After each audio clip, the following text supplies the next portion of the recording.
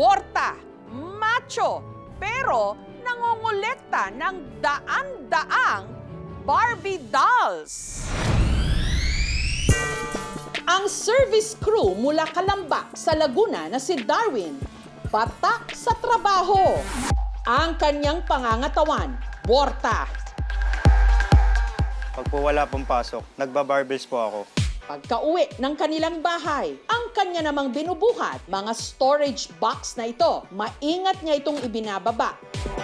Ang laman kasi, kanya raw, prized possessions, ang kanyang koleksyon ng daan-daang manika.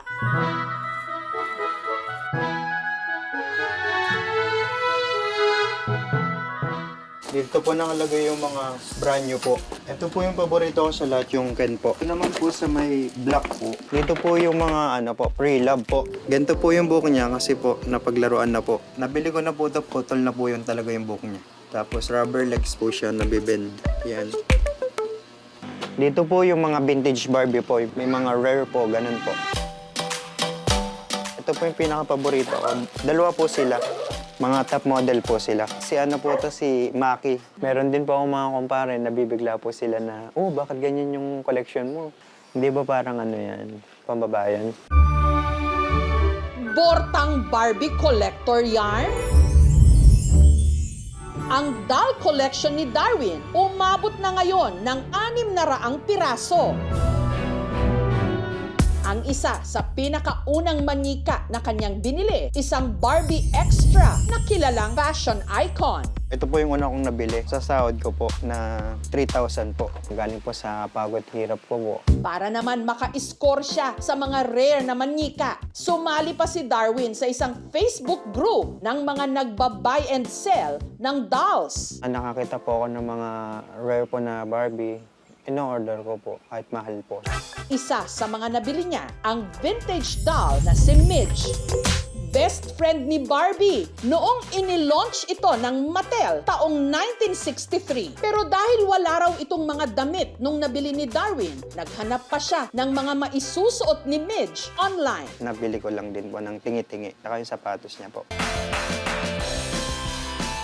Meron din siyang Barbie and the Rockers. Nabili ko po siya sa tao lang, 1K po. Ito po, original po siya na damit, naka-hairstyle po. Napaglaruan na po ng mga bata, na may mga kagat po siya sa pag.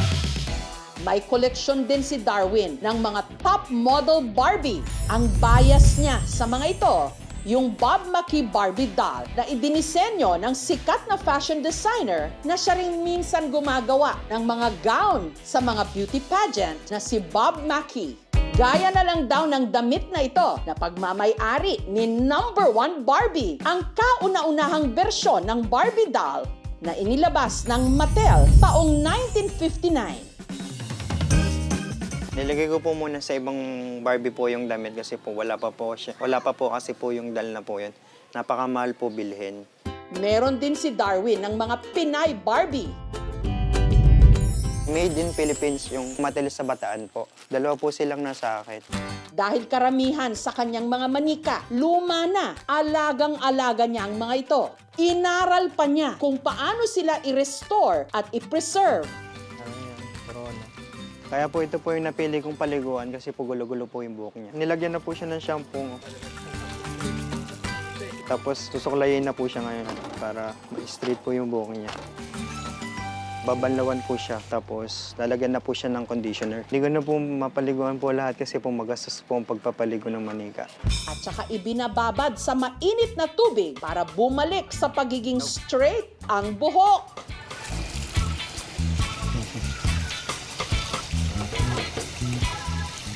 Pag tinutuyo ko po, pinapagbago na lang po para mabilis po siya mawala po yung tubig.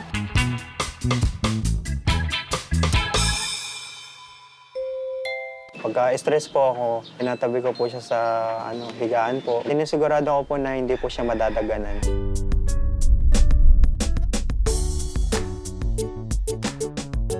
Ang Ang hilig ni Darwin sa mga manika nagsimula nung siya'y maglilimang taong gulang pa lang daw. Na-dengue. Nung siya gumaling na, tuwan-tuwa ang mga doktor. Yung mga nurse po nagbibigay po sa akin ng mga paper doll. Tapos po nung lumabas na po ako, mga kapatid po ako, naglalaro po sila ng mga manika. Tapos kinuha ko po yun. Ako na po naglalaro.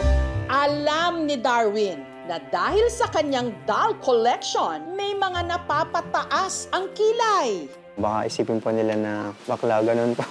Para po sa akin, ako po, lalaki po, straight po. Wala naman pong masama kung ano po yung hilig po ng tao. Yun naman po. Kahit nga po babae, naglalaro din naman po ng mga sasakyan. Mga laruan po, wala naman po pinipiling gender.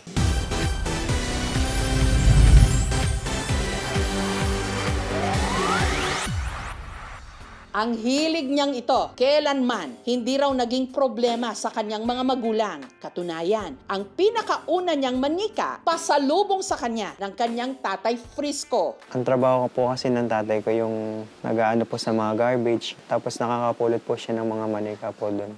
Binibigay po sa akin. Kaya nung nagkatrabaho at kumita na siya ng sariling pera, binalikan ni Darwin ang hilig niya sa pangongolekta ng mga manika. Nahumaling po ulit ako sa mga manika po. Parang naalala ko po yung nung may manika po ako dati, nung bata po ako. Nagde-designate ang society natin kung ano ba nga ang babae tsaka lalaki, no, social roles nila sa lipunan. Mamak, tawagin feminine, at gagawin pang insult ang term na pagiging gay. Possible na isa siyang form of self-expression, pero may isang aspect din kasi sa collection. Nakikita nila yung value as a vintage or item na mataas yung price kung ibebenta nila. Pero higit sa mga manika, ang pinakamahalaga raw ngayon para sa kanya, ang maalagaan at mapalakin ng maayos ang kanyang uniko iho na si Lincoln, anak niya sa pagkabinata. Mahal na mahal ko na po yung batang yan. Higit pa po sa buhay ko.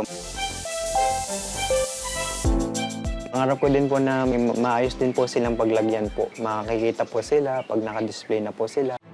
Habang abala sa shoot si Darwin, may inihanda kaming sorpresa para sa kanya. Nag-install ang aming team ng estante kung saan niya pwedeng i-display ang ilan sa kanyang koleksyon.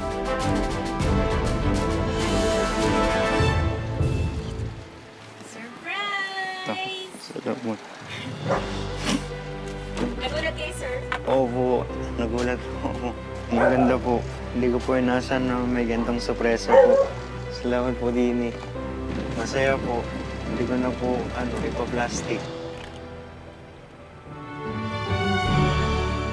Ang mga manika ni Darwin, hindi lang basta koleksyon ng mga laruan, kundi kwento rin ng kanyang pagsusumikap at pagtanggap. At sa Barbie world na kanyang binuo, doon siya mas malaya sa mga panghuhusga.